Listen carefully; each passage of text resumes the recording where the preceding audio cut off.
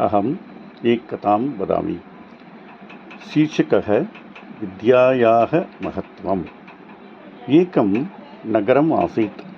तत्र रामः सोमः इति मित्रद्वयम् आसीत्।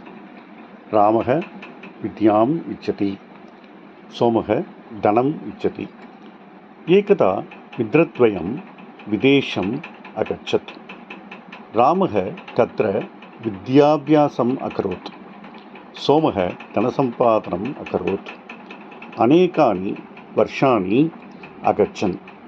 मित्रद्वयम् अपि स्वनगरम् आगच्छत्।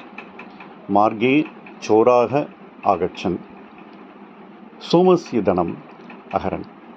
अनन्तरं मित्रद्वयं नगरम् आगच्छत्। नगरे महाराजः आसीत्। सः मित्रद्वयम् अपश्यत्। अनन्तरं विद्यावन्तं रामम् आह्वयत्। त्वं मन्त्रीस्थाने तिष्ठ इति अवदत्। रामः मन्त्री अभवत्। सोमः विद्याविहीनः। सः जीवनार्थं रामस्य सेवकः अभवत्। यही विद्यायाः महत्त्वम्।